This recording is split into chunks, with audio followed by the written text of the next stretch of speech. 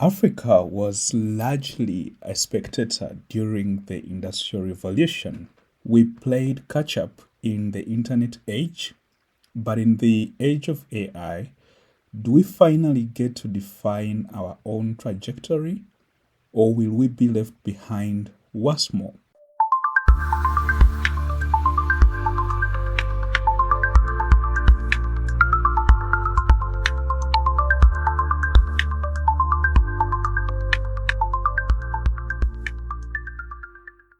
Welcome to According to Us, and I'm your host, Wesley.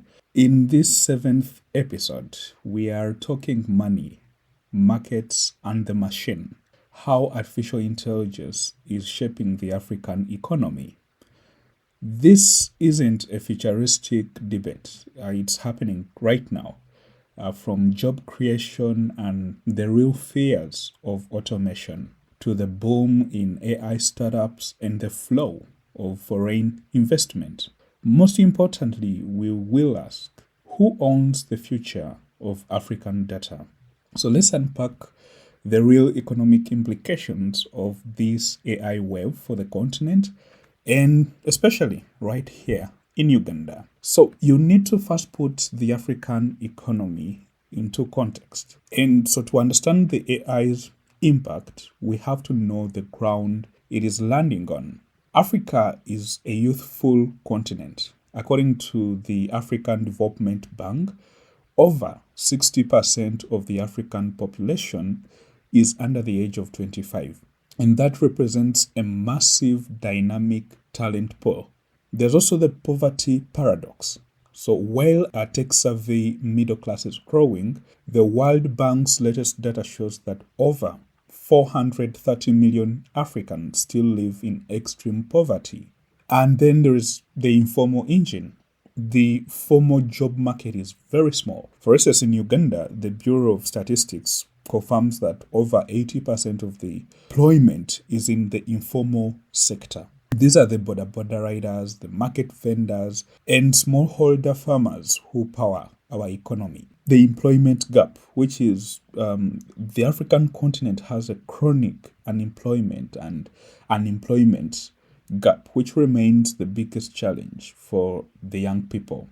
And so when AI enters this complex reality in three different ways, one, as a product, so selling AI-powered services like credit scoring or health diagnostics directly to African markets, but also as an infrastructure. So AI is being used by existing businesses like banks, telecoms, and government to improve efficiency and cut costs. And also, AI is also coming in as a disruptor. So fundamentally, AI is changing the nature of work and the value of data and the structure of trade. So Africa's economic potential is undeniable, really. But potential doesn't pay the bills. We all know that. The real question is whether AI will be a tool for inclusive growth or a catalyst for deeper inequality. So you may ask, or we may ask, where the AI money is going. There is the global flow and the local reality. So for instance, in the 2025 Stanford AI Index report, it shows that the global private investment in AI reached nearly $200 billion in 2024. And that's a very staggering amount, okay? But where does Africa fit in?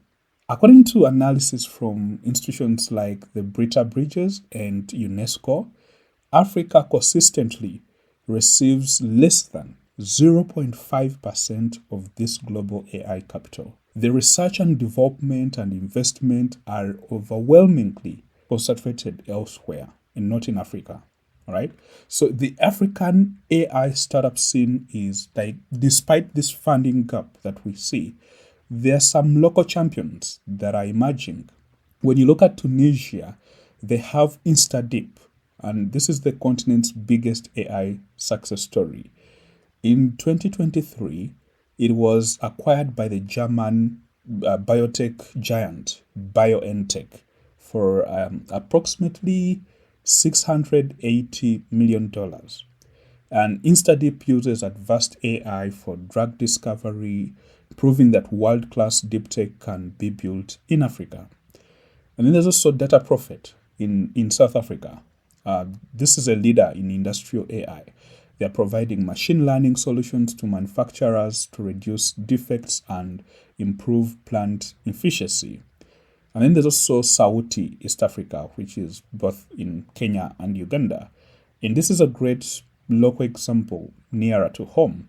They use natural language processing and chatbots to provide cross-border traders, many of them women in the informal sector, with real-time market prices, trade procedures, and supplier information on mobile.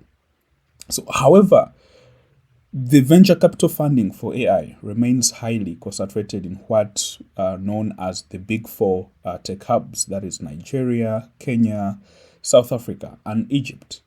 Uganda has a burgeoning scene, but well, we're still playing catch up, really. So there is AI's promise for Africa's economy. For instance, boosting agriculture's bottom line. Agriculture is the backbone for many African economies, as we've been told, but that can be debunked. So AI is helping to make it smarter. Okay, in Uganda, local companies like Aquarion and Easy Agric are moving beyond simple apps. They are using data analytics to provide farmers with tailored advice, facilitate credit scoring for loans, and create more transparent supply chains. Also, AI is enhancing financial inclusion. We are using AI to tackle one of Africa's oldest problems, and that is access to credit for the unbanked. So when you look at companies like Tala and M-Kopa in Kenya, they have pioneered AI credit scoring models. They analyze alternative data from a user's phone, like your mobile money usage and app data, to assess credit worthiness, providing loans to millions who lack a formal banking history. And so, while this is not really widespread, the potential for Ugandan fintechs and African fintechs to adopt similar behavior is really immense. And then there's also the potential to revolutionize healthcare delivery. And we've talked about this before in the previous episode. And it's critical. It's a critical economic point. The work being done at Mulago, for instance, in partnership with the Makere AI Lab to develop AI for reading medical images, it's one of the prime examples for building local capacity to solve local problems and save money and save lives. So the real opportunity for AI in Africa is not in creating, flashy consumer apps, but in solving the foundational problems in our most critical sectors, the agriculture, finance, and health. But there is a flip side on this, and there are things or risks to watch out for. Job transformation and displacement. So the World Economic Forum warns that AI will be a force for job transformation. And we are seeing this. It's going to automate repetitive tasks in sectors like banking, customer service, and data entry. And often the first rank on the career ladder for young people. Okay. And this risk is that we displace workers faster than we can create new AI related jobs. And then there's also digital colonialism. This is a very huge structural risk. The vast majority of AI's applications in Africa run on foreign cloud infrastructure owned by Amazon, Microsoft Azure, and Google Cloud, right? And this means our valuable local data from our hospitals, our farms, and our funds is often processed and stored overseas. This raises critical questions about data sovereignty. Who controls it? Who profits from it? And are we simply providing the raw materials for a new global economic order, right? And there's also the risk of widening inequality. These AI powered tools and the high skilled jobs they create are concentrated in urban centers. So, without deliberate intervention, AI will likely widen the economic gap between the digital savvy urban elite and the rural or low income communities who risk being left even further behind. And another risk is the dependency trap. So, if African economies become more consumers of AI tools built and owned elsewhere, we risk deepening our technological dependency. We will be buying services and not building assets. So, we must be the architects of our own digital future, not just tenants in someone else's. So, having had these risks, then you could ask, what should be done? Okay, we could build local AI capacity. We need to double down on supporting university AI labs like Makerere, University of Nairobi, and create more innovation hubs and funding mechanisms that specifically target startups outside of the capital cities. Okay, we also need to create AI ready policy. Governments must move faster, following the lead of countries like Rwanda, Egypt, Mauritius, and Senegal. Uganda needs a national AI strategy that is explicit, tied to economic goals like modernizing agriculture or boosting digital exports. Um, also, public procurement policies should be designed to give preference to local AI companies. Okay, and then also we need to foster an AI powered single market. The African Continental Free Trade Area is a massive opportunity. We can use AI to smooth out logistics, predict supply chain bottlenecks, and provide real time translation services to break down language barriers between traders. And we also need to mandate public private collaboration. We need structured partnerships between universities training the talent, the telcos and banks holding the data, and the private sector that is building these solutions.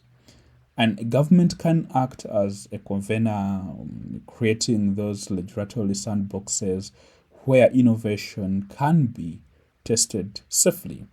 So, Africa doesn't have to just catch up to the world in the age of AI. We have the unique opportunity to leapfrog, creating solutions for our own complex realities on the continent. But this requires a cautious economic strategy. It means investing not just in technology, but in our people, our policies, and a shared purpose. We need to build an AI economy that is not just digital, but is inclusive, locally owned, and serves our communities. So that is it for this episode of According to Wes. Next time we'll tackle a very big question again. We're coming back with AI governance. And so we need to know who sets the rules for this powerful technology. How does Africa ensure it has a powerful voice at the global negotiating table? Until then, stay critical, stay hungry, and please continue subscribing to this episode wherever you're listening in, either on Apple Podcasts, Spotify, or YouTube, or any other platform where this podcast could be distributed to. That could be the support that we need, the energy that we need to keep pushing this, sharing this knowledge with you, but also getting feedback from what you think about what is shared. Thank you and see you.